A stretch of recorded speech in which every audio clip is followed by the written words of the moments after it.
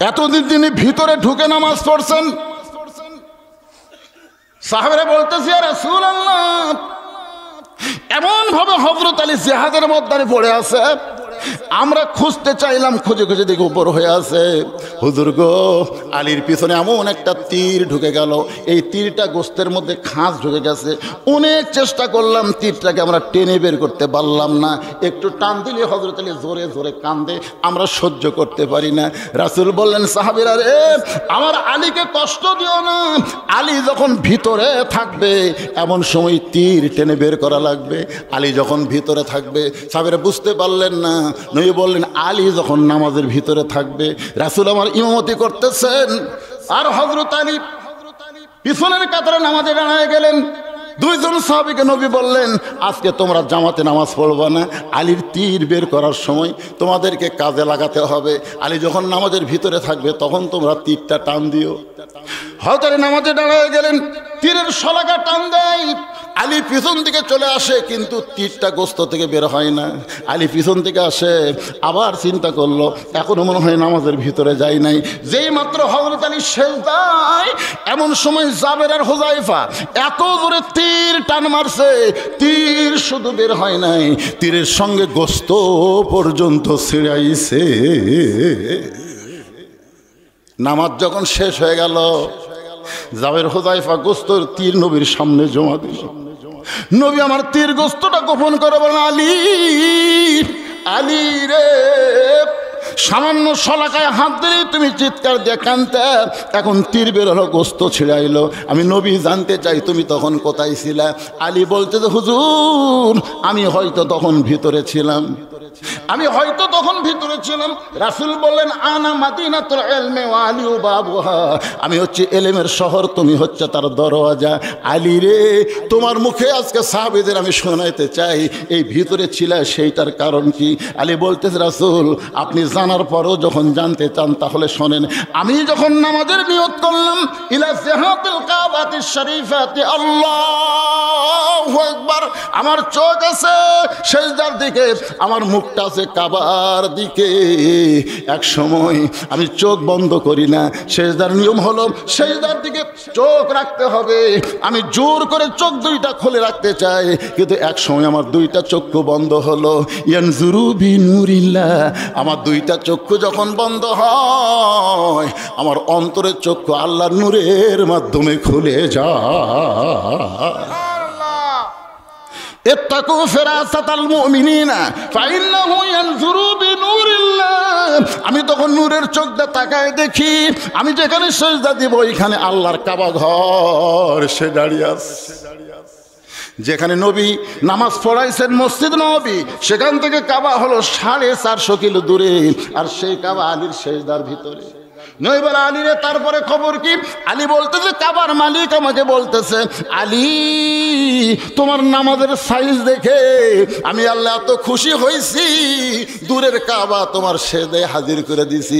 আলী বলতেছে, আল্লাহ, ওই কাবা সেজদায় দিয়া তুমি আমারে খুশি করতে পারবা না, কারণ আমি আলী কাবার সেজদা করি না, কাবার মালিককে সেজদা করি। ওই কাবা আমার সামনে দিয়ে কি করবা? আমি কাবার মালিককে পেতে চাই। আনতাবুদুল্লাহ কান্নাকা তারাহু ফাইল্লাম তাকুন তারাহু ফাইন্নাহু ইয়ারাকা। আল্লাহ রাসূল বলেছেন, ইবাদতের মধ্যে শামিল হও, ইবাদতের মালিককে দেখতে পাবা। আসসালাতু মিরাজুল মুমিনিন হবে। ইবাদতের মালিককে যদি দেখা সম্ভব না হয়, ইবাদতের মালিক যে তোমাকে দেখতেছে, এই বিশ্বাস তোমার কলিজার মধ্যে চলে আসবে। আপনারা বলেন তো, মসজিদ কার ঘর? আমার সম্পর্কে এক চাচা গামছা গাওয়ার দিয়ে জোহরের নামাজ পড়বে আসতেছে। আমি বললাম, চাচা গামছা গাওয়ার দিয়ে মসজিদ আসতেছেন? আমার চাচা বলছে, ফতুয়া দে, ফতুয়া দে, নামাজ হবি না, ফতুয়া দে। আমি বললাম, চাচা খালি গামছার কথা বলতে আপনি এত রাগ করলেন? এই জন্যই তো হাসিনা তোর দিকে পারে না রে, এই জন্যই। আমি বললাম, চাচা আপনি এত রাগ করলেন, তুই গামছা গাওয়ার নামাজ হবি না? এটা কি তুই আমি গামছা 4.5 হাত গামছা? তা আমি কইলাম, চাচা এই গামছা গাওয়ার দিয়ে আপনি বিয়ের বাড়ি যাওয়ার পারবেন? আমার চাচা কই তুই কি পাগলা ভাবছু কেন? এই বছর আমি 5টা পাঞ্জাবি বানাচ্ছি, এই বছরই। তা গামছা কাঁদতে বিয়ের বাড়ি যাওয়া লাগবে, আমার পাঞ্জাবি নাই। আমি গেলাম চাচা এই গামছা কাঁদতে আপনি জামাই বাড়ি যাওয়ার পারবেন? আমার চাচা বলতেছে হাসিনা তো কয়েকবার জেলত থুয়া তোর মাথা মনে খারাপ হবে ফেলা। চাচা মাথা খারাপ না, তুই পাগল হয়েছে, জামাইয়ের বাড়িতে কেউ গামছা করতে যায় তা আপনি জামাইয়ের বাড়িতে পারবেন না, বিয়ের বাড়িতে পারবেন না, আল্লাহর ঘরে আসতেছেন কেন? আপনার যদি পাঞ্জাবি না থাকতো সেটা ভিন্ন কথা ছিল। তখন হাম নিয়ে ফেলে বলতেছে হ্যাঁ আপনি বলেন তো গামছা কাঁদতে এমপির ঘরত যাওয়ার পারবি? কথা কর না কেন? এসপির ঘরত, চেয়ারম্যানের ঘরত, প্রধানমন্ত্রীর ঘরত, আল্লাহর ঘরত। এই জন্য আল্লাহ বলেছেন লেবাসুত তাকওয়া, এমন পোশাক পরো যে পোশাকের কারণে তোমার ভিতরে আল্লাহর ভয় পয়দা হয়। এমন একটা স্ট্যান্ডার্ড লুঙ্গি পরে গেছে আর একটা শার্ট। কে রে জানেন স্ট্যান্ডার্ড লুঙ্গি হঠাৎ যদি কারেন্ট যায় ঘরের মধ্যে কি হবে? মসজিদের মধ্যে কারেন্ট গেছে, ফ্যান গেছে, স্ট্যান্ডার্ড লুঙ্গি ঘামে উড়াতে সাথে জমে আছে, রুকুর থেকে যেই শেষ দাঁত গেছে ভাই প্রাপ পেছনে ফেটে গেছে। এখন শার্ট থাকার কারণে দ্বিতীয় কাতার লোকে নামাজ হবে। আর যদি ওর গায়ে একটা পাঞ্জাবি থাকতো, একটা জুব্বা থাকতো, লুঙ্গি খোসা পড়লো, কারো কেবলা পরিবর্তন হতো না। কথা কন না, কথা বলেন। কোন পোশাক পরে মসজিদ যাওয়া লাগবে এটাও জানা দরকার মুসলমানের। জোরে কোন কথা ঠিক কিনা? আমি বলতেছি না হাব্বা জুব্বা বড় কথা বলতেছি না। যে পোশাক পরলে আপনি সিনেমা হলে ঢুকতে পারবেন না সেই পোশাক কোনটা চিন্তা করে দেখেন তো, দেখেন। যে চেহারা করলে আপনি পাপ করতে পারবেন না সে চেহারা কোনটা? এক মেয়ে আমাকে বলতে হুজুর আমার স্বামীর চেহারা এত সুন্দর হুজুর, স্বামীকে বাহিরে গেলি মেয়েরা খালি তাকা থাকে হুজুর। আমার স্বামীর দিকে যখন অন্য মেয়ে তাকায় আমার খুবই খারাপ লাগে। কেমন একটা দোয়া দেন হুজুর, যে দোয়া আমল করলে আমার স্বামীর দিকে অন্য কোনো মেয়ে তাকাবি না, স্বামী জান খালি আমার একলার হয়ে যায়। আমি তখন বললাম মা দোয়া লাগবে না, তুমি তোমার স্বামী চাচা বানাও। যেই কচি চাচা বানাও মেয়ে হুজুর আপনি আলেম নাকি? স্বামী কোনোদিন চাচা বানান যায়? এই তো কি চাচা কবার কচি, চাচা বানাবার কচি, বানাবার। এমন চেহারা কর সমস্ত মেয়ে যেন তোর স্বামী চাচা কয়। ওই আমার কথা মতো ভাই স্বামীর হাত পা তেল দেয় এমন বাধ্য করে এখন দাড়ি 4 আঙ্গুল হসে, স্বামীগুলা বাইরে ঘুরতেছে, কোনো মেয়ে ওর স্বামীর দিকে তাকায় না। কেউ যদি ভুল করে তাকায় চাচা সালাম আলাইকুম কেমন আছেন চাচা। এখন স্বামী যদি কেউ চাচা কয় বইয়ের কোনো সন্দেহ আছে? তাহলে চিন্তা করে দেখেন রাস্তার মেয়েরা যখন তাকাবেন আপনার দিকে এমন চেহারা হলো তাকওয়ার চেহারা। জোরে কোন কথা ঠিক কিনা? যেই চেহারা নিয়ে মসজিদের মধ্যে ঢোকা যায়, সিনেমার হলে ঢোকা যায় না, এমন চেহারা এমন পোশাক হলো লেবাসুত তাকওয়া।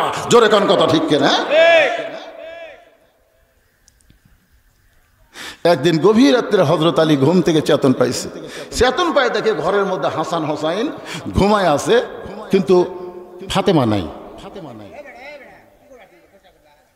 আলী চিন্তা পড়ে গেল, কে রে এই গভীর রাত্রে আমার 2টা সন্তান ঘুম পাড়তেছে, আমি ঘুম থেকে চেতন না পাইলে তো এটা ধরে পারতাম না।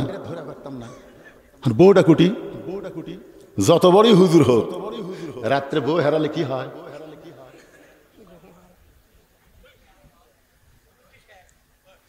যত বড়ই হুজুর হোক, আমি যত বড়ই মৌলবি হই, মাঝে মধ্যে সন্দেহ আছে না নাই? কথা কন না কেন ভাই রে? হযরত আলী দরজার দাঁড়িয়ে গেলেন, দাঁড়িয়ে দেখতে পায় মরুভূমির মধ্যে কালো চাদর মাথায় দিয়ে গভীর রাত্রে ফাতেমা খুব জোরে জোরে হাঁটতেছে। আলীর সন্দেহ হয়ে গেল এই গভীর রাত্রে ফাতেমা কোথায় যায়, নিরাপদ দূরত্ব বজায় রেখে পিছনে পিছনে হাঁটতেছে। আল্লাহর নবী যেই ঘরে ঘুমায় থাকে ওই ঘরের জানলার পাশে ফাতেমা চুপটি করে দাঁড়াইছে। আলী একটু দূর থেকে কানটা খাড়া করে শুনতে চায়, দেখি ফাতেমা কি বলে। ফাতেমা বলতেছে বাবা আজকে যদি আমার মা জীবিত থাকতো তাহলে আমার কথা মায়ের কাছেই বলতাম, কিন্তু মা যখন মরে যায় বাবা বাপের কাছে সরাসরি বলতে হয়।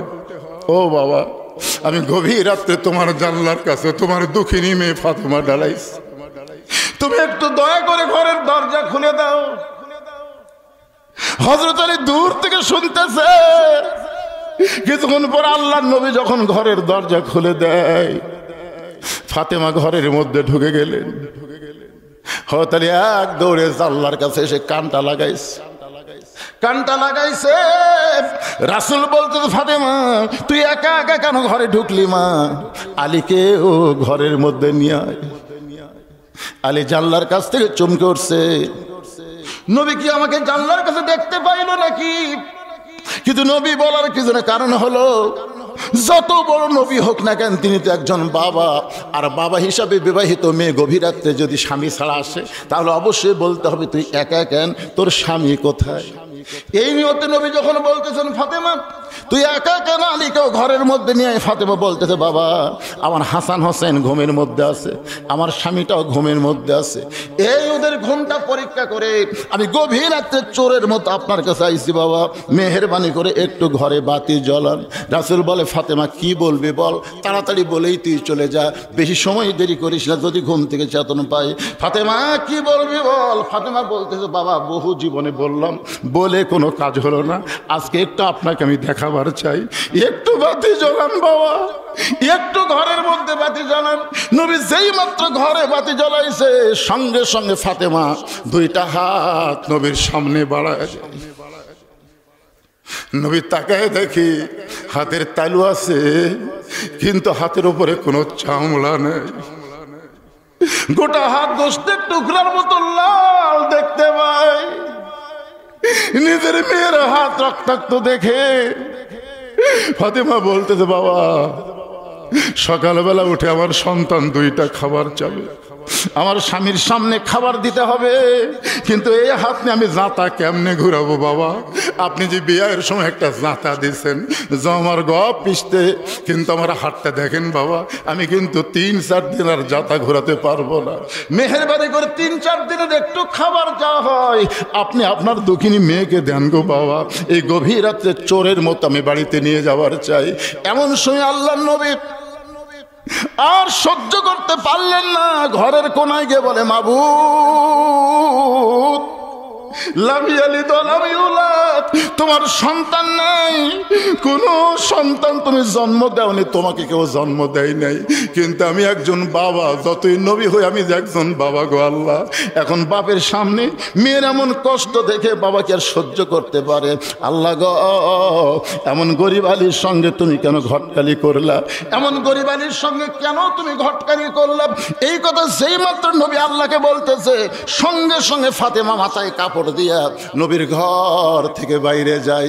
রাসূল বলে ফাতেমা আমি তোর বিরুদ্ধে কিছুই বলিনি মা, তুই কেন ঘন্টা দিয়ে ঘর থেকে বাইরে যাস? ফাতেমা বলতেছে বাবা আপনি একদিন বলেছিলেন আল্লাহর পরে কাউকে যদি সেজদা দেওয়ার হুকুম থাকতো তাহলে আমার স্বামীর কদমে সেজদা করা লাগবে। এই কথা বলে আপনি বুঝাইছেন আল্লাহর পরে মেয়ে মানুষের কাছে সবচাইতে দামি ওই মহান ব্যক্তি হলো তার স্বামী। আমার স্বামীর বিরুদ্ধে আপনি আল্লাহকে বলবেন আর আমি আপনার কাছ থেকে আটা নেব, এমন ফাতেমা আমি না। আমি চলে গেলাম, আমার কোনো কিছু দরকার নাই, এই গোস্তওয়ালা রক্ত হালা হাত দিয়ে আমি যাতা ঘোরাবো বাবা, আমার আর কোনো কিছু দরকার নাই। বাজান হযরত আলী চোখের পানি বের করে এক দৌড় ঘরের ভিতরে ঘুমের ভান করতেছে। কিছুক্ষণ পর তাকায় দেখে ফাতেমা মাথায় ঘোমটা দিয়ে ঘরের মধ্যে ঢুকে স্বামীর কদমের কাছে শুয়ে পড়েছে। আলী ফাতেমার মাথাটা বুকের মধ্যে নিয়ে বলে ফাতেমা রে এত কষ্টের পর তুমি আমার সংসার করো, তুমি কেন করো? ফাতেমা বলে ওগো স্বামী আমি আপনাকে চিনি, আমি আপনারে চিনি। জোরে কোন সুবহানাল্লাহ। যেই বলতেছে আজ থেকে ফজরের নামাজ বাদ দেওয়া ওয়াদা করে আসলাম, আমাকে যেন ঘুম থেকে ডাকো না। ফাতেমা মুচকে মুচকে হাসার কারণ হলো যে ব্যক্তি তাহাজ্জুদের নামাজ পড়ে তাকে আবার ফজরের সময় ডাকা লাগে? কথা কন না কেন? যে আলী তাহাজ্জুদের নামাজ পড়ে তাই আবার ফজরের সময় ডাক দেওয়া লাগবে? মুচকি মুচকি হাসতেছে, বলে ঠিক আছে ডাক দেবো না, আজকে একটা কাম করেন, আপনি বালুচ বাদ দেন, আজকে বালুচ লয়, আজকে আমার উরুর উপর আপনি মাথা দেন, আমি সারা রাত আপনার মাথা টিপে দেবো, আপনি আরামের ঘুম পাড়বেন, ফজরে আজান যেন আপনার কানত না যায়। ডাক দেওয়া লাগবে না, আপনি তো এমনি চাদর পাবেন, কিন্তু আজকে আপনাকে আরাম করে আমি ঘুম পাড়ব। ফাতেমার উড়েকে বালিশ বানায় দিয়ে হযরত আলী ঘুমায় গেছে। যেই মাত্র তাহাজ্জুদের সময় সঙ্গে সঙ্গে হযরত আলী চেতন পায়, বলে ফাতেমা রে, তাহাজ্জুদের মনে হয় সময় হয়ে গেছে। ওযু করে তাহাজ্জুদের নামাজ আদায় করলেন। ফাতেমা মুস্কি মুস্কি হাসতেছে। যেই ব্যক্তি বলল ফজরের নামাজ পড়বে না, ওই ব্যক্তি তাহাজ্জুদের নামাজ পড়ল। রাসূল বলেছেন ফজরের নামাজ হলো ইবাদত, আর তাহাজ্জুদের নামাজ হলো মহব্বত। মহব্বতের বিনিময়কে এক বান্দা আছে নামাজের সেজদায়, আল্লাহ ডাক দেয় বলে যতই নামাজ পড় আর যতই সেজদা কর, তোর ঠিকানা হলো জাহান্নাম। তুই যতই তাহাজ্জুদ পড় আর যতই সেজদা লম্বা দে, তোর ঠিকানা জাহান্নাম। সেজদার থেকে মাথা তুলে বলতেছে আলহামদুলিল্লাহ। আল্লাহ কয় কেরে পাগলা, তোকে জাহান্নামও দিলাম, এরপরে আলহামদুলিল্লাহ? পাগল বলতেছে আল্লাহ জান্নাত কে বানাছে, জাহান্নাম কে বানাছে? আল্লাহ বলতেছে দুটাই তো আমি বানাচ্ছি। তো তাহলে আপনার বানানো জাহান্নামের মধ্যে আমার জায়গা আছে, তাও তো আমার জায়গা আছে। আপনি যদি আমাকে বলতেন তোর জান্নাতও নাই তোর জাহান্নামও নেই, তাহলে যাবে কোথায়? তুমি যে আমাকে জাহান্নাম দিলে, তোমার বানানো জাহান্নামে যে আমার জায়গা আছে, তাও বলতে পারবো আমার জায়গা আছে রে, আমার জায়গা আছে। আল্লাহ কয় পাগলা, অত পাগলামি করিস না। জাহান্নামত গেলে তুই পুড়ে যাবি, তোর কষ্ট হবি। তা আমি পুড়ে গেলে কষ্ট পেলে আপনার কি? জাহান্নামত গেলে আমি পুড়ে যাবো, আমার কষ্ট হবে, তাতে আপনার কি হবে? আল্লাহ বলতেছে আমারও কষ্ট হবে।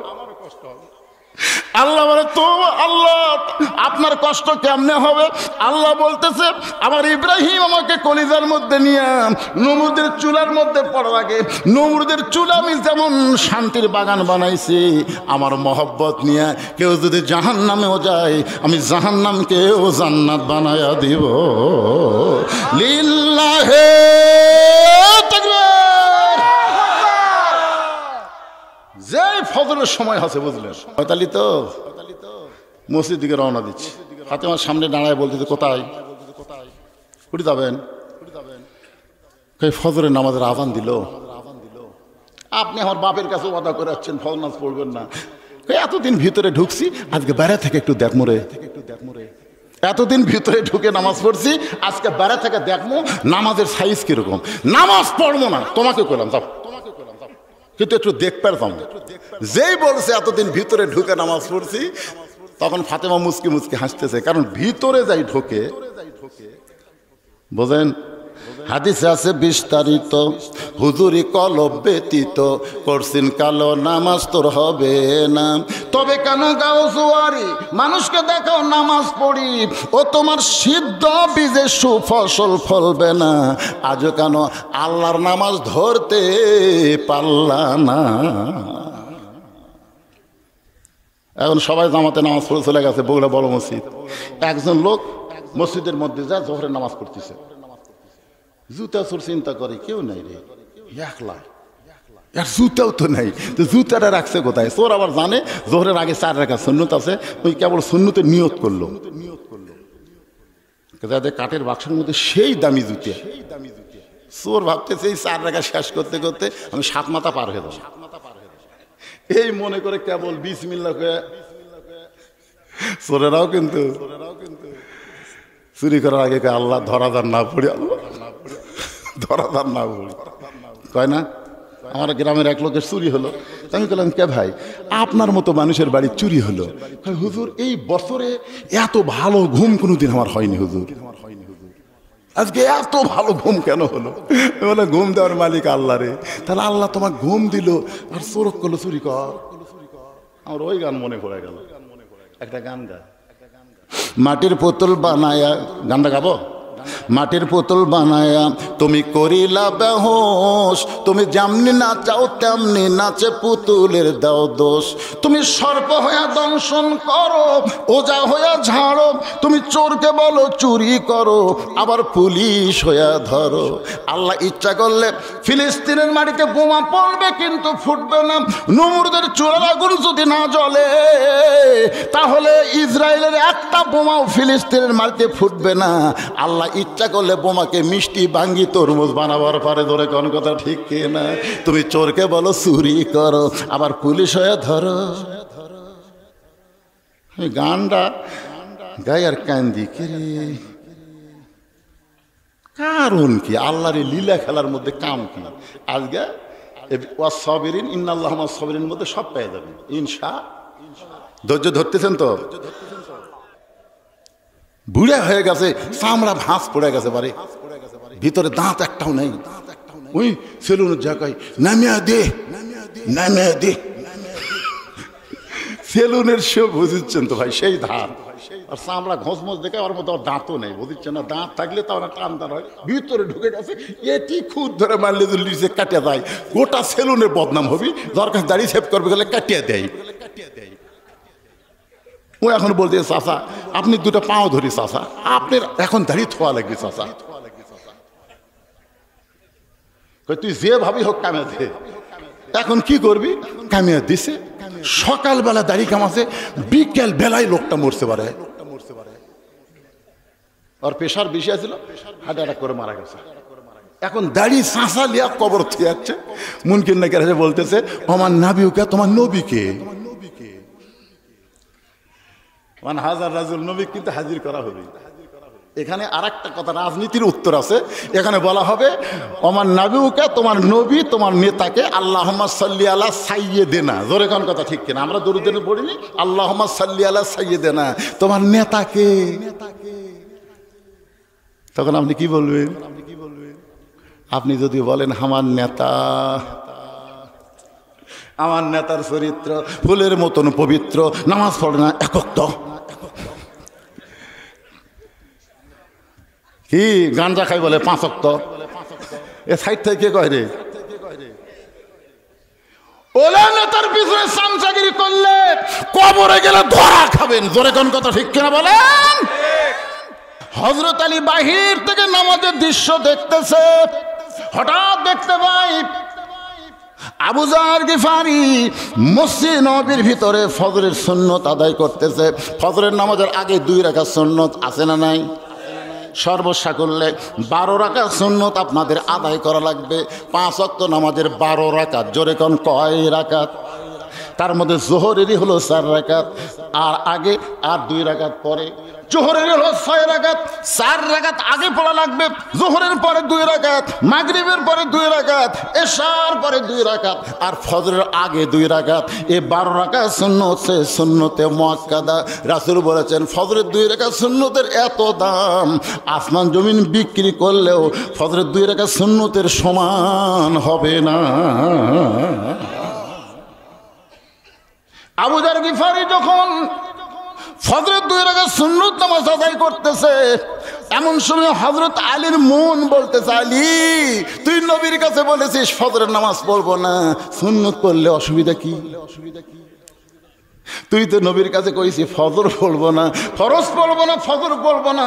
ফজর হলো 2 রাকাত, জোহর হলো 4 রাকাত, আসর হলো 4 রাকাত, মাগরিব হলো 3 রাকাত, এশা হলো 4 রাকাত। এই 70 রাকাত নামাজ লাইলাতুল মেরাজে আল্লাহ নবীকে দিয়েছে। এই মেরাজের নামাজ হলো ফরজ। জোরে কোন কথা ঠিক কি না? সর্বসাকুল্যে কয় রাকাত? 70 রাকাত। জোরে বলেন কয় রাকাত? আলী রে, ফজরের 2 রাকাত সুন্নত পড়লে তোর সমস্যা কি? হযরত আলী আবু যর গিফারির কাছে গিয়ে ফজরের 2 রাকাত সুন্নত নামাজ আদায় করেছে। আবু যর গিফারির বন্ধুর নাম হল হযরত আলী। আবু যর গিফারি আর হযরত আলী 2 জন কি? কথা কন না কেন? 2 জন কি? ফাতেমা যখন বলে গেল, স্বামী গো, গভীর রাত্রে যখন মারা যাব, আপনি আমাকে গভীর রাত্রে কবর দিবেন। দুনিয়ার কোনো মানুষ যেন ফাতেমার পর্দার খেলাপের কোনো কিছু না পায়, ফাতেমার কবরের খবর যেন জানতে না পায়। আপনি আমার কবর খুঁড়তে যদি কষ্ট মনে হয়, আপনার আপন বন্ধু যদি কেউ থাকে, তারে বলবেন সে যেন ফাতেমার কবরটা একটু গোপনে খনন করে দেয়। গভীর রাত্রে হযরত আলী আবু যর গিফারের জানলার কাছে ছোট বাচ্চার মতন ফোঁপায়ে ফোঁপায়ে কাঁদতেছে। আবু যর গিফারি ঘরের দরজা খুলে বলে, আলী রে, জীবনে বহু যুদ্ধ তোমার সঙ্গে করলাম ভাই, কোনো যুদ্ধে তোমাকে কেমন করে কাঁদতে দেখি নাই। আজকে তোমার জীবনে এমন কি যুদ্ধ শুরু হলো গভীর রাত্রে আমার আল্লাহর কাছে? আলী বলতে যাবো যাও, একজন পর্দা নিশি আজকে রাত্রে মৃত্যুবরণ করবে, রাতের বেলায় তাকে দাফন করা লাগবে।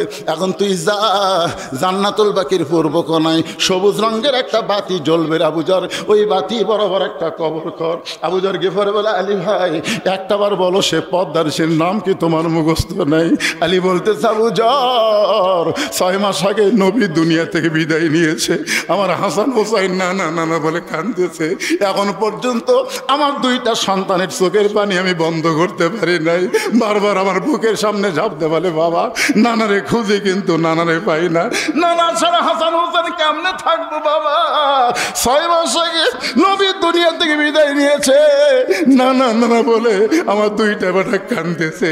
আজকে গভীর রাতে এদের মা দুনিয়া থেকে বিদায় নেবে।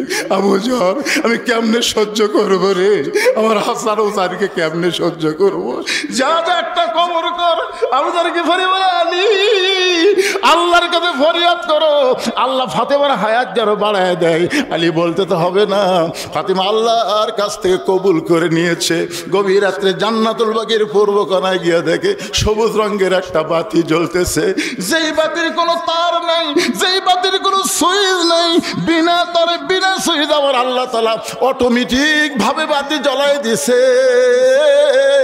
দুনিয়ার মুমিনেরা শোনো, তোমার কবরে জানলা নাই, তোমার কবরে দরজা নাই, তোমার কবরে বালিশ খাতা কিছুই নাই, কিন্তু নামাজের নূর নিয়ে যদি কবরে যাওয়ার পারো, তোমার কবরকে আল্লাহ তাআলা জান্নাতের টুকরা বানায়া দিবে।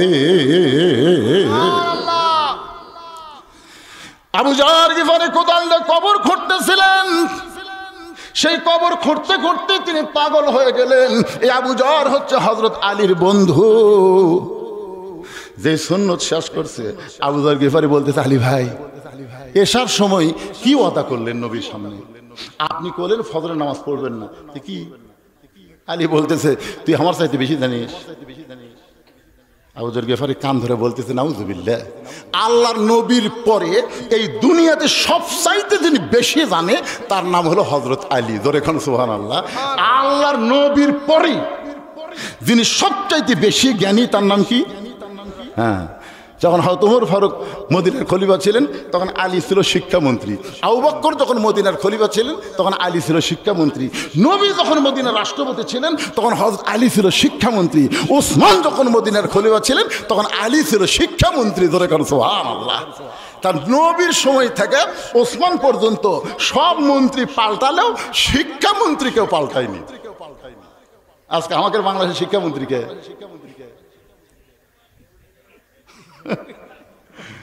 এমনি স্বল্প সব কি হচ্ছে, পিঠের উপর ব্যাগ লিয়া পেশাব দিয়ে 40 লিখতেছে, একটা যন্ত্র ধরে আগে চায়ের পরে শূন্য।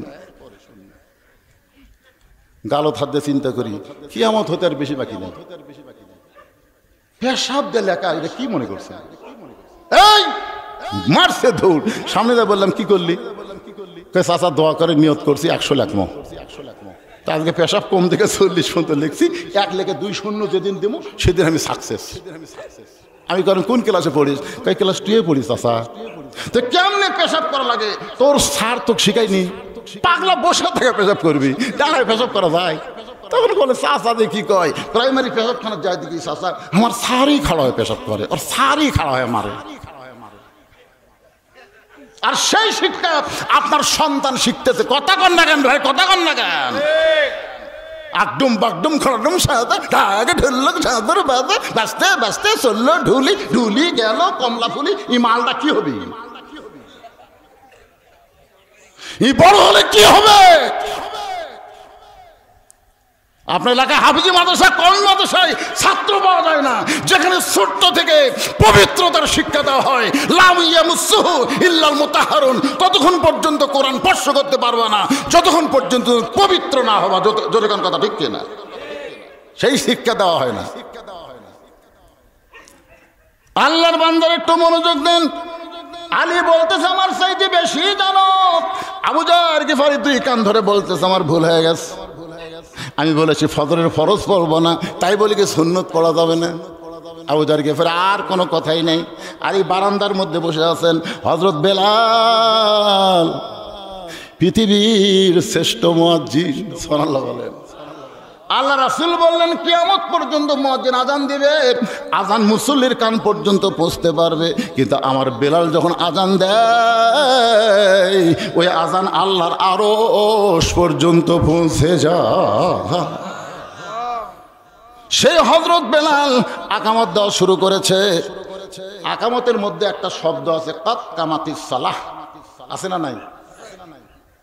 এই কাত কামাতিস সালাহ শব্দ শোনার পরেও যারা সিয়ারত বসে থাকতি, আপনাদের এলাকার মসজিদের মধ্যে সিয়ার আছে? আচ্ছা, কি ওয়াজ বাদ দা লিখবি?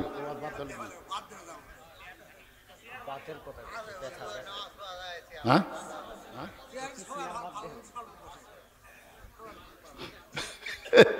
পাগলা, সিয়ারত বসলে আপনি সিয়ারত বসবেন, এটা কোন জায়গায় পাচ্ছেন? আপনি যদি দাঁড়াবার না পারেন বসা পড়বেন, বসা যদি না পারেন শুয়ে থেকে পড়বেন, শুয়েও যদি না পারেন ইশারার দ্বারা পড়বেন। যতক্ষণ পর্যন্ত দাঁড়াবার পারবেন ততক্ষণ পর্যন্ত আপনি জামাতে আসবেন। আপনি সবসময় সরকারি চাকরি করা লাগবে, এই কথা আপনার কে কথা? সবসময় সরকারি চাকরি করা লাগবে? 60 বছর পর্যন্ত চাকরি করছেন, সরকার দেখতেছে, আমার জন্য তার যৌবনটা দিয়ে দিল, বুড়া বয়সে আমি বসা বসা পেনশন দেবো। ধরে কোন কথা ঠিক কিনা? কিন্তু সরকারি চাকরি করলে সরকার যদি পেনশন দিবার পারে, 60 বছর পর্যন্ত যারা জামাতে নামাজ পড়ছে, বুড়া বয়সে যদি জামাতে নামাজ নাও পড়া পারে, যেখানেই নামাজ পড়ুক ওই জামাতের সওয়াব আল্লাহ তাকে বসা বসা পেনশন হিসাবে দিয়ে দিবে। ধরে কোন কথা ঠিক কিনা? কি আল্লাহ দিবার পারে না?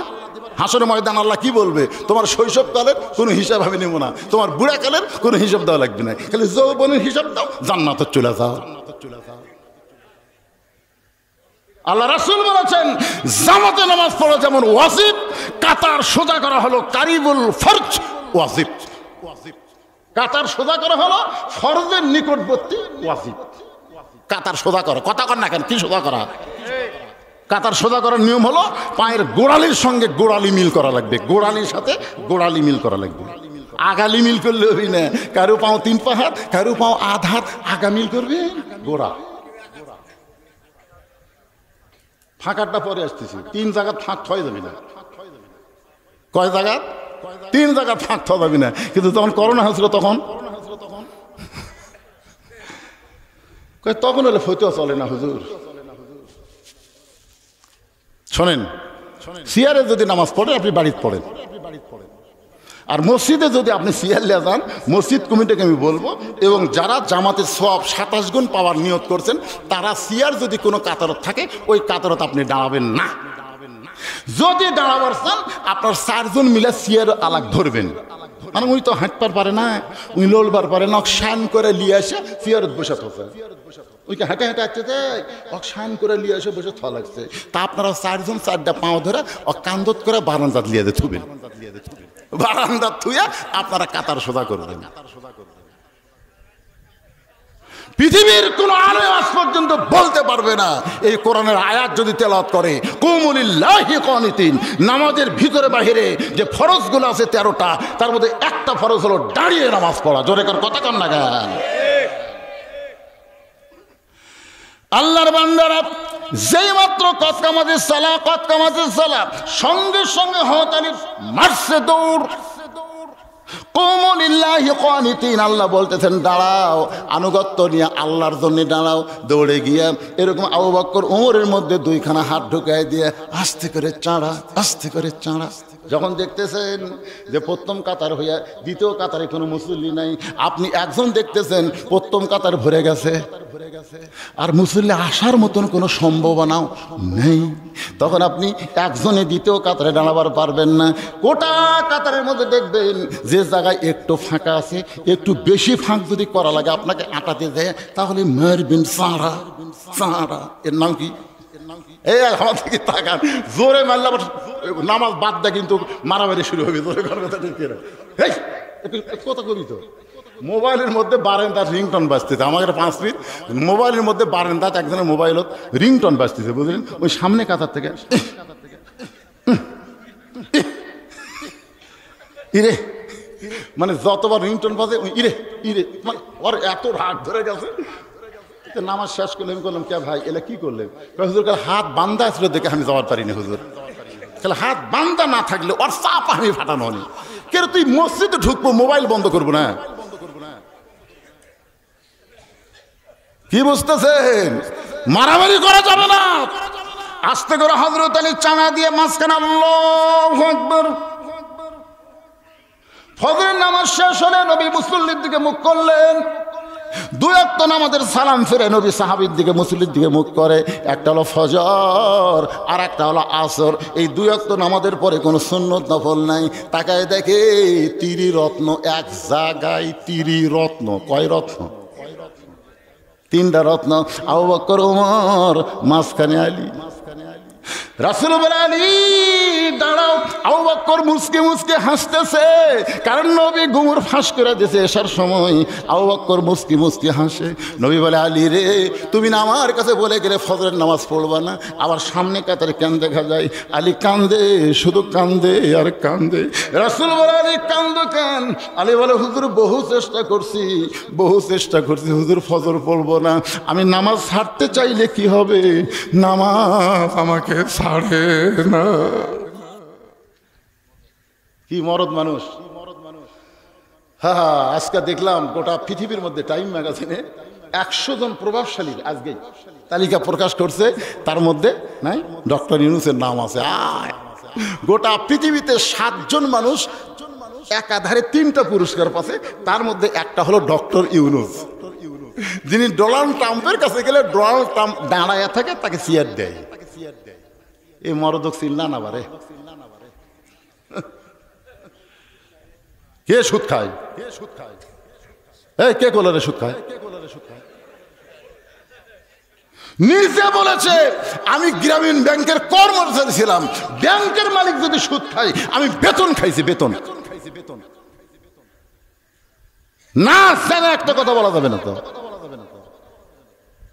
84 বছর বয়স, 85 বছর চলতেছে, মরদের হাঁটুন দেখছেন? এইবার ঈদের দিনে মাথার টুপি দিয়ে যখন ঈদগার মারত গেছিল, আমরা চিন্তা করলাম, খালেদা জিয়া যতদিন ছিল মেয়ে মানুষ হওয়ার কারণে, হাসিনা যতদিন ছিল যাওয়ার পারেনি, এবার মরদ মানুষ। আর রেজালু কাওয়ামুন আলান নিসা, আল্লাহ কোরআনে বলেছেন পুরুষেরা নারীদের উপরে থাকা লাগবি রে। আর আমরা এতদিন তলে আসলাম। বুখারী শরীফের একটা হাদিস কই, শুনবেন? মা তারাক্তু বাদি আলা উম্মতি ফিতনাতুন আদার আলা রাজুলু মিনান নিসা, রাওয়াহুল বুখারী কিতাবুল ফিতান। আল্লাহ রাসূল বলেছে, আমার পরে আমার উম্মতের জন্য সবচাইতে বড় বিপদ হলো নারী নেত্রী মানে নেওয়া। 1400 বছর আগে নবী কেমনে জানলো যে বাংলাদেশের মরদগুলা মেয়ে মানুষের তলে থাকবি? খালি খালেদা হাসিনা না, প্রত্যেকটা বাড়িতে একটা করে প্রধানমন্ত্রী হচ্ছে। জোরে কোন কথা ঠিক করে, মরদ মানুষ যখন হুড়াহুড়ি লাগে তখন মরদ ঘর যে শুয়ে থাকে, ভোগ কয় লাগে, একেবারে অন্যা বুঝলেন, মাজাত পেছিয়ে হাই রে হাই। এ মায়েরা শোনেন, জোরে কোরআন তেলাওয়াত করলে সেই কোরআন যদি পরপুরুষ শুনতে পায়, আপনাদের পর্দা খেলাপের গুনাহ হবে জোরে কোরআন তেলাওয়াত করলে। আর ঝগড়া করলে কি হবে? ওই মরদের কি হবে যার বউ ঝগড়া করতে যায়?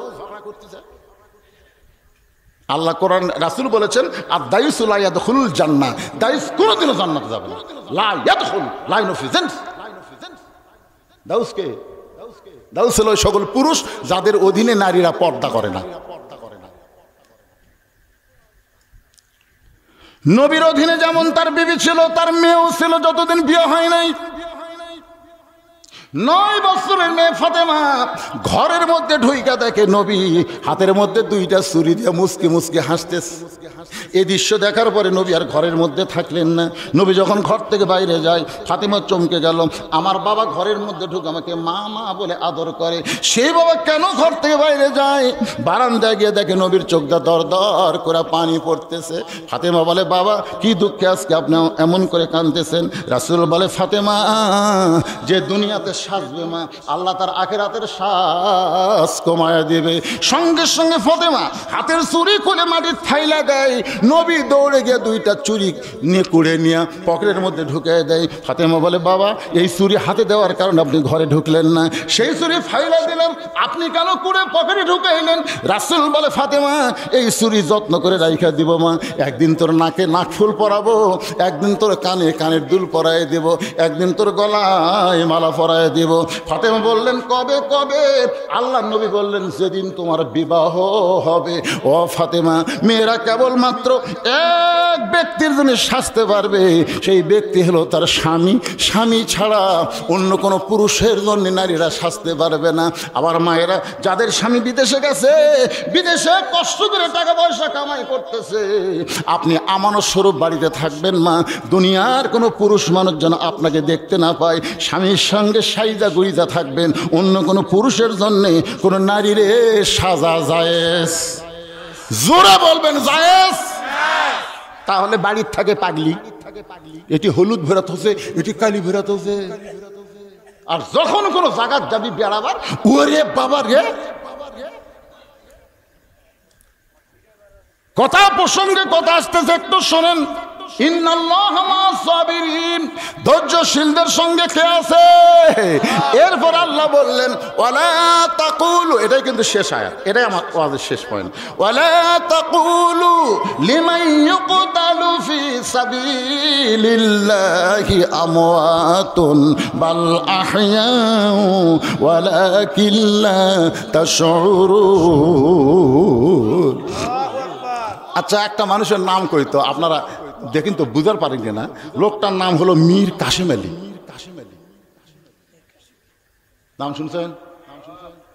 মীর কাসেম আলী, ওনার উকিল গিয়ে ওনাকে বলতে, স্যার আজকে রাত 12টায় আপনার ফাঁসি হবে।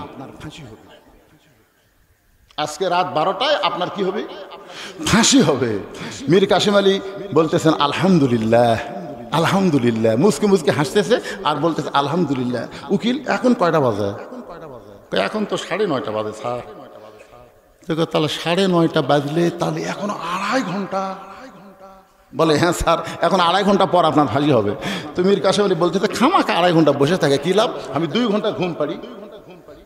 যদি সে এত না পাই, তুমি আমার ঘুম থেকে ডাক দিবা, কিন্তু এ কথাটা খেয়াল করবেন। কয় ঘন্টা ঘুম পারবো? যদি সে এত না পাই উকিল, তুমি আমাকে ঘুম থেকে ডাক দিও 8 ঘন্টা আগে। উকিল মনে মনে চিন্তা করি, ওরই হবি ফাঁসি আর উই দিবি ঘুম, আর হামাক লাগবি টাকা। এই মনে হয় ফাঁসির চিন্তা পাগলা হয়ে গেছে। উকিলের নাম হলো তাজুল ইসলাম। উকিলের নাম কি? তাজুল ইসলাম। উনি ঘর থেকে মনের দুঃখে বাইরে হয়ে গেছে, ফাঁসির কন্ডম সেল থেকে বাইরে হয়ে গেছে। 2 ঘন্টা পরে আইসা দেখে মীর কাসেম আলী ঘুম পাড়তেছে, নাক ডাকতেছে আর ঘুম পাড়তেছে। হায় হায় রে, 8 ঘন্টা পরে লোকটার ফাঁসি হবি, আর যে হারে ঘুম পাড়তেছে, পায়ের আঙ্গুল লড়াইছে, চেতন পাচ্ছে। চেতন ভাই বলতেছে, ভাই 12টা বাজে গেছে নাকি? না স্যার, আপনি যা করছিলেন 8 ঘন্টা আগে ডাক দিয়েছি। আলহামদুলিল্লাহ। ওযু করে 2 রাকাত নামাজ আদায় করে এই কোরআন শরীফ থেকে 2টা সূরা তেলাওয়াত করলেন। একটা সূরা মূল আর একটা হলো মুজাম্মিল। 2টা সূরা তেলাওয়াত করে ফাঁসির কন্ডম সেলে যে পাঞ্জাবিটা সবচাইতে ভালো, ওইটা পরে চিরুনি দিয়ে মাথা হাসড়ায় বলে, উকিল একবার আমার দিকে তাকায় দেখো তো আমার কেমন লাগতেছে। পাঞ্জাবি গায়ে দিয়ে মাথার চুল হাসে বলে, উকিল রে আমার কেমন লাগতেছে। উকিল কান্দার বলে, স্যার আপনি কি শ্বশুর বাড়ি যাবেন? আপনার ফাঁসি হবে। মীর কাসেম আলী মুস্কি মুস্কি হাসে বলে, উকিল ফাঁসি হবে আমার, আর তুমি কেন কাঁদতেছো? তুমি কি জানো 2 ঘন্টা ঘুমের ভিতরে আল্লাহ পাক আমাকে রেজাল্ট জানাইছে। এই দুনিয়াতে যাদেরকে অন্যায়ভাবে হত্যা করা হবে, অন্যায়ভাবে ফাঁসি দেওয়া হবে, তাদের মৃত্যু হবে না, দুনিয়াতে ফাঁসির মঞ্চ থেকে আল্লাহ তাদের জন্য 8টা জান্নাতের দরজা খুলে দিবে। বাজান, আজকে ফিলিস্তিনের মা সন্তান জন্ম দেওয়ার পরে বলে, আল্লাহ আমার সন্তানকে আমি ডাক্তার বানাতে চাই না, আমার সন্তানকে আমি ইঞ্জিনিয়ার বানাবো না, আমার সন্তানকে তোমার দ্বীনের মুজাহিদ হিসাবে কবুল করে না। বুখারী শরীফের হাদিস, আনাস রাদিয়াল্লাহু থেকে বর্ণিত, মাহাদান ইয়াদখুলুল জান্নাতা ইহুব্বা ইয়ারজি ইলাদ দুনিয়া ওয়া লাহুম আলাল আরদি মিন শাইইন ইল্লা শাহীদুন ইয়াতামান্না আন ইয়ারজি ইলাদ দুনিয়া ফায়ুক্তাল 10 মাররাতান লিমা ইয়ারা মিনাল কারামাতি, রাওয়াহুল বুখারী কিতাবুল মাগাজি। আল্লাহ দেখবেন জান্নাতে একদল মানুষ দুনিয়াতে আসার জন্য ছটফট করতেছে, জান্নাতুল ফেরদাউস থেকে একদল মানুষ দুনিয়াতে আসার জন্য ছটফট করতেছে। আল্লাহ বলে, বান্দারে আমি তোমাদের জান্নাতুল ফেরদাউস দিলাম, তোমরা সেখান থেকে কেন দুনিয়াতে যাবার চাও? তারা বলবে, আল্লাহ আপনি আমাদের জান্নাতুল ফেরদাউস কেন দিলেন? বলে, তোমরা দুনিয়াতে শহীদ হয়েছে বলে আমি আল্লাহ খুশি হয়ে তোমাদের জান্নাতুল ফেরদাউস দিলাম। এবার বান্দা বলবে, আল্লাহ আল্লাহ আমাদেরকে জান্নাত ভালো লাগে না, আমাদেরকে জান্নাত ভালো লাগে না। আল্লাহ বলে, তোমাদের কি ভালো লাগে? আল্লাহ বলতেছে, ওরা বলতেছে, আল্লাহ আমরা দুনিয়াতে আবার যাব, আমরা দুনিয়াতে আবার যাব, বাতিলের বিরুদ্ধে আমরা 10 বার আশারা মাররাতান 10 বার আমরা যুদ্ধ করে শহীদ হব। লিমাইয়ার মিনাল কারামাতি, প্রথম শহীদ হওয়ার সময় যে মর্যাদা, যে শান্তি আমরা পাইছি, আল্লাহ ওই শান্তি জান্নাতের মধ্যে নাই। আমরা জান্নাতের শান্তি দুনিয়াতে বাতিলের বিরুদ্ধে লড়াই করে শহীদের ভিতরে পাওয়ার চাই।